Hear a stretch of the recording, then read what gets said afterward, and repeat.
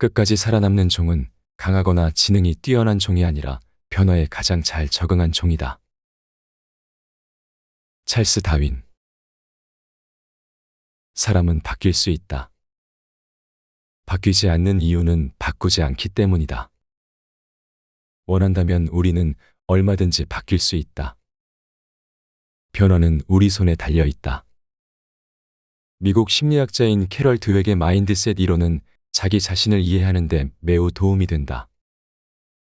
그녀는 마음을 고착형 마인드셋과 성장형 마인드셋으로 구분했다. 드웩에 의하면 어느 정도의 지능, 성격, 윤리관을 가진 사람이라면 원하는 바를 충분히 이룰 수 있다고 한다. 하지만 많은 사람이 그렇게 살지 못한다. 왜냐하면 마인드 세팅에 문제가 있기 때문이다. 드웩은 고착형과 성장형을 설명하면서 흥미로운 예시를 제시했다. 누군가에게 답을 구하기 어려운 문제를 주었을 때 사람에 따라 두 가지 마음이 들 수 있는데, 하나는 역시 나는 이런 문제를 풀 수 있을 만큼 머리가 좋지 않아, 다른 하나는 아직 문제를 풀지 못했네라는 것이다. 여기서 주목할 것은 아직이다. 드웩이 듣고서 놀란 시카고의 한 고등학교 이야기가 있다. 그 학교를 졸업하려면 필수 과목 몇 개를 통과해야 한다. 대부분 학교는 이런 경우 통과와 실패로 판정한다. 이 학교에서는 과정을 통과하지 못한 학생에게 실패 대신 아직 안 됨, 즉 not yet이라고 통보한다. 실패라고 통보하면 역시 나는 안 돼, 나는 실패작이야라는 생각이 들면서 다시 도전하려는 의지가 꺾인다. 아직 안 됨이라고 통보하면 끝이 아니구나, 아직 안 된 거지 실패는 아니야라는 생각이 들면서 도전할 의욕이 생긴다는 것이다. 드웩은 좀 더 구체적인 예시를 들어 고착형 마인드셋과 성장형 마인드셋을 설명했다. 초등학교 5학년 아이들이 풀기에 다소 어려운 문제를 내주고 학생들의 반응을 보았다. 그중 몇몇은 놀랄 만큼 긍정적인 반응을 보였다.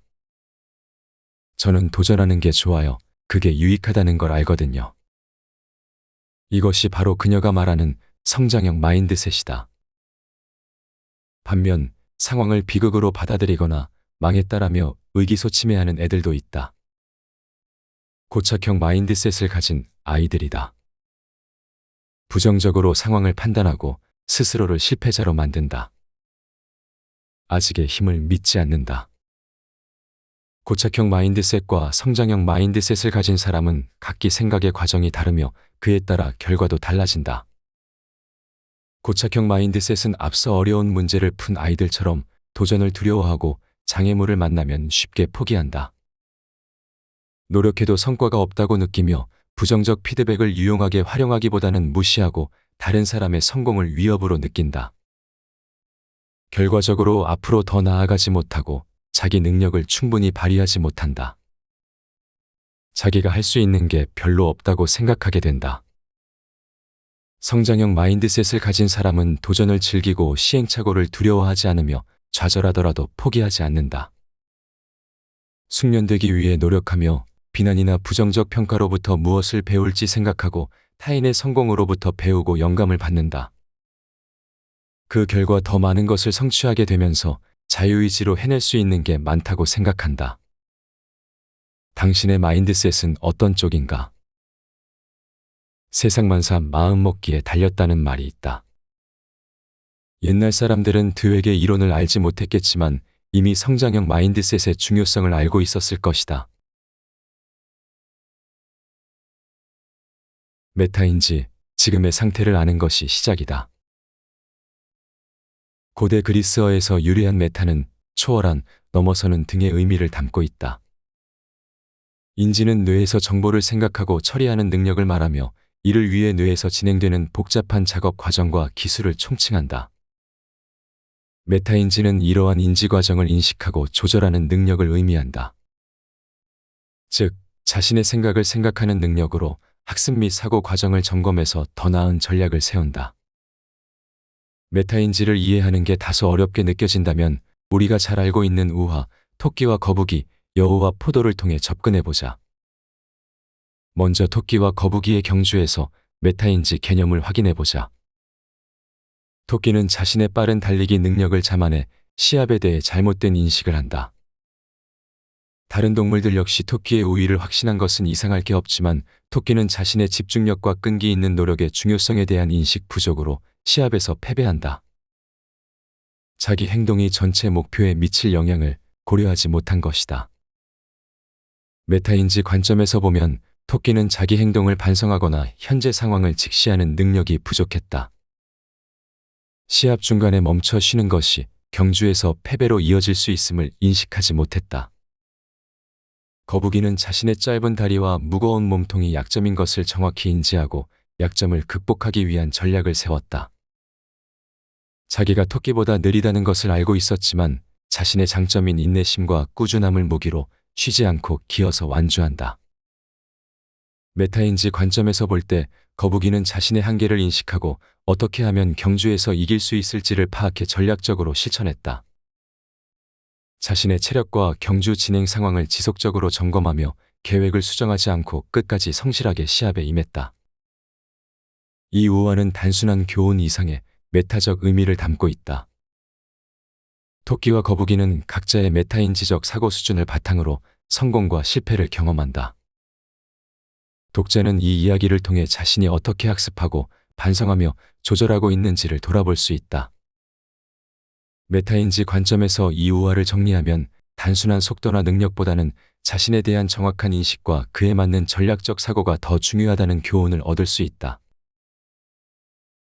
다음은 메타인지 관점으로 여우와 포도 이야기를 들여다본 것이다. 처음부터 여우는 자신의 점프 능력과 목표치 포도송이가 달린 나뭇가지 높이에 대해 메타인지적으로 판단하지 못했다. 포도송이에 도달하려면 신체적 한계와 환경 디딤돌이 될 만한 바위와 같은 것을 고려해야 하지만 여우는 그런 것을 깊이 생각하지 않았다. 메타인지적 지식의 부족이라 보여진다. 단순히 자신의 점프 능력만 믿고 포도를 따먹으려 했을 뿐 다른 전략을 고려하지 않았다. 여우가 이 상황을 메타인지적으로 성찰했다면 다른 동물들에게 도움을 청하거나 대안을 찾기 위해 노력했을 것이다. 이는 문제 해결을 위한 계획과 메타인지적 조절이 부족했음을 의미한다. 여우는 포도를 따먹는 데 실패했을 때 자신의 실패를 인정하는 대신 포도가 시기 때문에 어차피 먹지 못했을 것이라고 합리화하면서 좌절을 회피한다. 실패에 대한 성찰이 부족해 보인다. 여우가 메타인지적으로 성찰했다면 자신의 실패 원인을 분석한 후 다음에 성공하기 위해 더 효과적인 계획을 세웠을 것이다. 하지만 여우는 자기 한계와 메타인지적 조절 부족을 부인함으로써 성공 발전할 기회를 놓쳤다. 여우와 포도 우화에 메타인지 개념을 적용하면 다음과 같은 교훈을 얻을 수 있다. 첫째, 자신의 한계를 정확하게 인식하는 능력이 중요하다. 여우는 실패 이후에도 원인을 제대로 분석하지 않았다. 둘째, 전략적 사고와 자기 조절이 필요하다. 여우는 계속 뛰어오르는 단순한 방법을 고집했고 다른 해결책을 찾으려 하지 않았다. 셋째, 실패에 대한 성찰은 학습과 성장에 필수적이다. 자신의 실패를 합리화하면서 여우는 더 나은 결과를 얻을 수 있는 기회를 잃었다. 이처럼 여우와 포도 우화는 메타인지적 개념을 적용해 성찰과 계획, 조절 능력의 중요성을 제시한다. 당신의 뇌는 멈추지 않았다. 신비스럽고 놀라운 뇌의 비밀. 과학과 의학의 눈부신 발전으로 신체 유전자 연구가 활발하게 이루어지고 있다. 그럼에도 불구하고 여전히 접근이 어렵고 신비에 쌓인 부위가 바로 뇌다. 성인 남성의 뇌무게는 체중과 상관없이 약 1.4kg이다. 70kg 남성이라면 체중의 2%밖에 되지 않는 작은 기관인데 뇌가 소비하는 산소량은 우리 몸에 공급되는 산소량의 20%에 달한다. 무게는 가벼워도 1천억 개의 세포가 10개에서 100조 개의 신경 네트워크를 작동시키려면 엄청난 에너지가 필요하기 때문이다. 이처럼 우리는 모두 굉장한 슈퍼컴퓨터를 하나씩 가지고 있다. 이제 이 슈퍼컴퓨터에 대한 비밀을 하나씩 파헤쳐보자. 인간은 오랫동안 뇌와 정신이 분리된 것으로 여기는 이 원서를 믿었으나 1848년 한 사건으로 인해 무너지게 되었다. 미국 뉴햄프셔에서 태어난 피니어스 게이지는 철도 건설 현장에서 일하던 중 1m가 넘는 쇠막대가 머리를 관통하는 사고를 당했다. 수주일간 의식을 잃었던 그는 엑스레이 검사를 통해 확인한 결과 좌측 전두엽 대부분이 파괴되었으나 기적적으로 회복해 몇 달 후에는 원래 일하던 직장으로 복귀했다. 하지만 그는 사고 후 기억 손상을 입고 성격도 크게 달라졌다. 사고 전에는 쾌활하고 적극적이며 협동심이 강했는데 사고 후에는 이기적이고 적대적이며 입이 거칠어졌다. 자조 능력과 일상생활은 괜찮았지만 논리적 사고나 판단력은 어린아이 수준이 되어버렸다. 이후 미국은 물론 해외에서도 걸어다니는 박물관으로 유명해지기도 했으나 바뀐 성격 탓에 다니던 직장에서 나오게 되었고 칠레에서 마부로 일하기도 했다. 사고 후유증으로 뇌농양과 정간증을 앓다가 결국 사고를 당한 지 13년 후인 37세에 사망했다. 게이지 사건을 계기로 사람들은 성격이 뇌에 영향을 받는다는 사실을 알게 되었다. 실제 임상에서는 뇌출혈 후 특정 뇌 부위가 기능을 잃을 경우 성격 변화를 보이는 환자들을 볼 수 있다. 또한 교통사고나 감전사고로 뇌를 다친 사람이 성격이나 직업 기능의 변화를 보이고 우울증을 앓기도 한다. 많은 뇌 연구자가 게이지 사건에 주목하는 이유는 이전에는 신의 영역이라고 믿었던 사람의 정신을 뇌가 관장한다는 사실을 알게 되었기 때문이다. 이는 곧 사람을 치료해서 정신 기능을 회복시킬 수 있다는 말과 같다. 수천 년 동안 닫혀있던 비밀의 정원을 둘러싼 벽에 작은 구멍이 생기면서 뇌는 왜 피부나 뼈처럼 재생되지 않을까 하는 의문을 품기 시작했다. 피부와 뼈는 다치거나 손상되었을 때 세포 재생을 통해 원형을 회복하는 기능이 있기 때문이다. 20세기 중반까지도 뇌와 척수신경을 포함한 중추신경계는 성인이 되면 성장이 멈추고 고정된 상태가 된다고 여겨졌으며 뇌 신경세포의 재생은 불가능하다는 게 정설이었다. 게이지는 물론 전쟁터에서 다친 수많은 군인이 뇌 손상을 입은 뒤 기능을 상실했다. 중추신경계의 일부인 척수신경도 손상되면 손상 부위나 정도에 따라 팔과 다리의 일부 또는 사지마비가 평생 지속된다. 그런데 1960년대 성체가 된 쥐 실험에서 특정 부위의 뇌세포 재생이 발견되면서 반대 이론이 등장한다. 하지만 이 연구는 과학계에 받아들여지지 않았다. 이후 1980년대 새를 대상으로 한 실험에서 주로 기억을 담당하는 해마의 신경세포 재생을 재현해냈고 원숭이, 돌고래 등을 대상으로 한 연구에서도 성인기의 해마 신경세포 재생을 확인했다.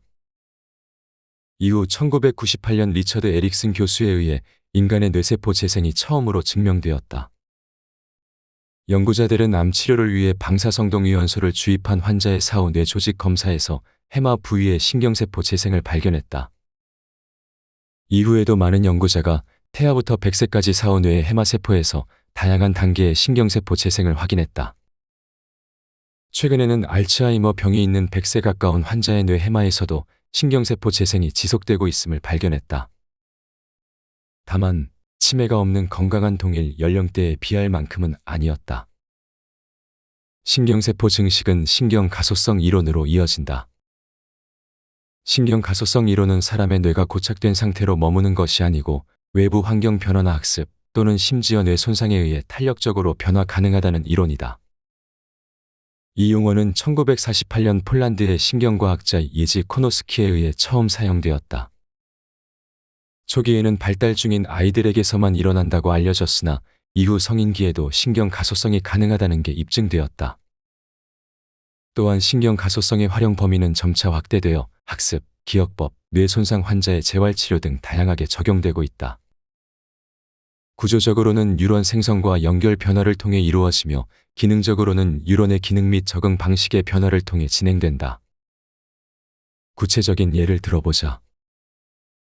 먼저 피아노 연습을 열심히 하면 손가락의 움직임과 관련된 뇌의 신체 감각 피질에 새로운 뉴런이 생성된다. 이는 서커스 고계단이 여러 개의 공을 던지고 받는 기술을 선보이는 저글링의 모습과 비슷하다. 이를 입증하는 동물 실험이 있다. 원숭이의 5손가락 중 가운데 3손가락 동작을 하루 1시간씩 반복해서 연습시키면 세 손가락, 특히 가운데 손가락과 연결된 뇌피질 부위가 커지는 것을 확인했다. 또한 서울처럼 복잡한 도시에서 운전하는 택시기사들이 미로 같은 도로망을 기억하다 보면 새로운 공간 기억과 관련된 뇌 부위의 뉴런이 생성됨을 관찰할 수 있다. 명상은 어떤 변화를 일으킬까? 명상 관련 신경 가소성 연구에서 잘 알려진 사례는 위스콘신 대학교의 신경과학자 이안 로버트슨이 달라이 라마와 함께 진행한 것이다. 로버트슨은 신체 치유력뿐만 아니라 주의력, 불안, 우울, 공포, 분노, 열정과 같은 뇌와 관련된 것을 명상을 통해 변화시킬 수 있다고 밝혔다. 운동은 어떨까? 대부분의 운동 종목은 뇌유래 신경영양인자 생산과 뇌 활성화를 높이는 물질을 방출해 수행 기능과 과제 처리 속도를 향상시킨다. 운동 기간과 종목에 따라 효과가 나타나는 기전과 영향을 미치는 부위가 달라지지만 대부분 유의한 효과가 나타난다. 주의력 결핍 과잉행 동장애 같은 특정 질병을 대상으로 한 신경 가소성 연구에서도 유의한 효과가 보고되고 있다. 중추신경 자극 약물로 장기간 치료를 받으면 ADHD 증상과 관련 있는 복내 측전전두엽, 상측두회, 기저혈계 미상액 등의 작용에 ADHD에서 나타나는 특징적인 뇌 기능 이상이 호전된다. 뇌신경 가소성 연구로 노벨의학상을 수상한 학자가 있다. 바로 정신분석가이자 신경과학자인 에릭 캔들이다. 그는 뇌과학 연구를 통해 인간의 기억, 자유의지, 결정인자, 정신분석 효과 등을 입증하며 업적을 남겼고 그 성과를 인정받아 2000년 노벨의학상을 수상했다.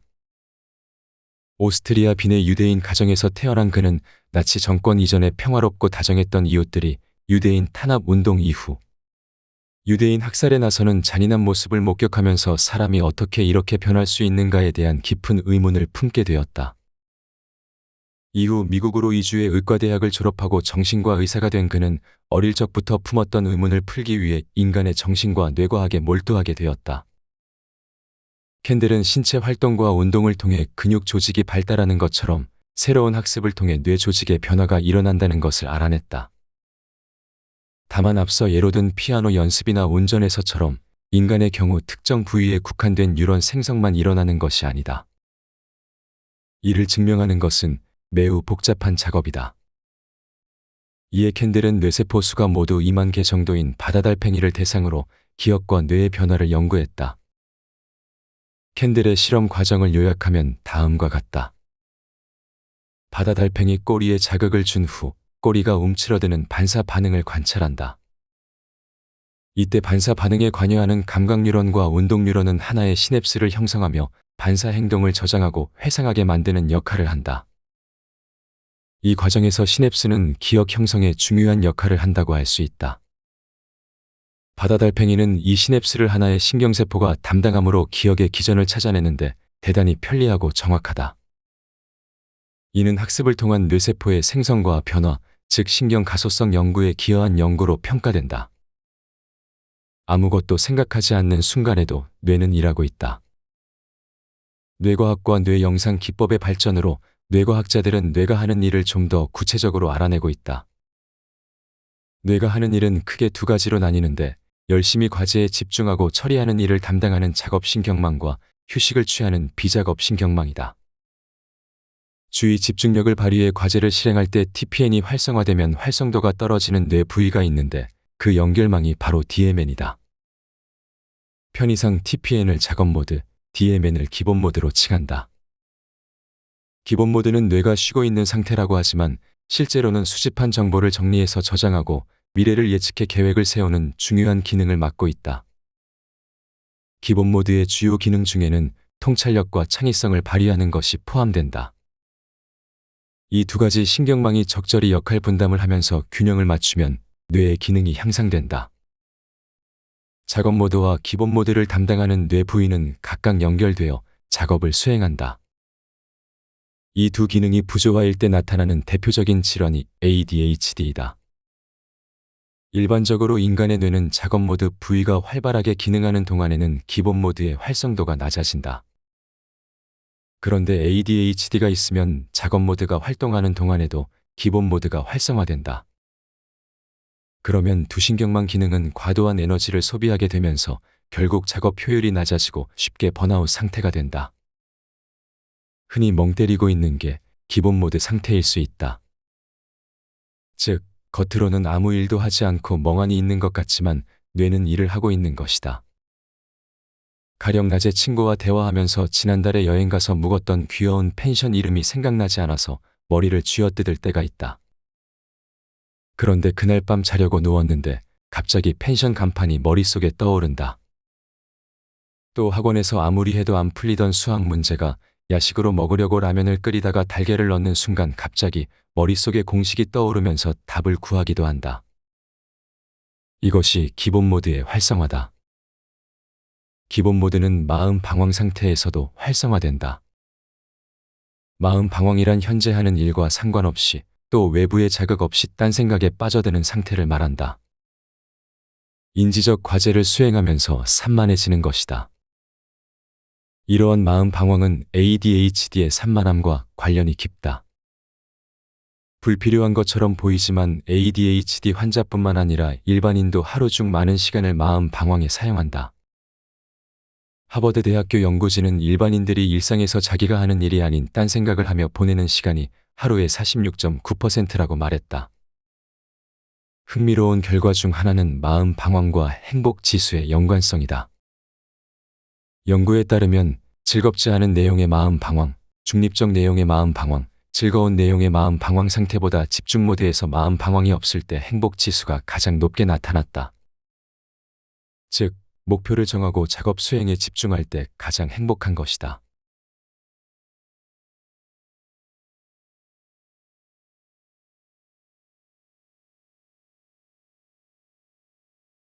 앞에서 소개한 내용은 삶의 태도에서 가져왔다. 사람은 변할 수 있는가라는 질문에서 시작된 이 책은 변화에 대한 답을 던져준다. 변화란 무엇인지, 변화를 도와주는 도구들은 어떤 것이 있는지 정신과 전문의의 시선으로 대담하면서 구체적으로 설명한다. 그는 자신이 진료한 수만 명의 환자들과 주변에서 만난 수많은 사람들을 지켜본 끝에 긍정적으로 변화하는 사람들에게는 한 가지 공통점이 있음을 발견했다. 그것은 바로 변화하고 발전할 수 있다는 삶의 태도였다. 이 태도를 가진 사람은 상황과 나이에 상관없이 긍정적인 방향으로 자신의 삶을 바꿔나갔고 더 큰 행복과 성취를 거머쥐었다. 이 책에는 저자가 발견한 삶의 태도에 대한 구체적인 설명과 실현 가능한 방법들이 담겨 있다. 변화를 주저하는 사람들에게 이 책은 새로운 가능성을 밝혀줄 부싯돌이 될 것이다.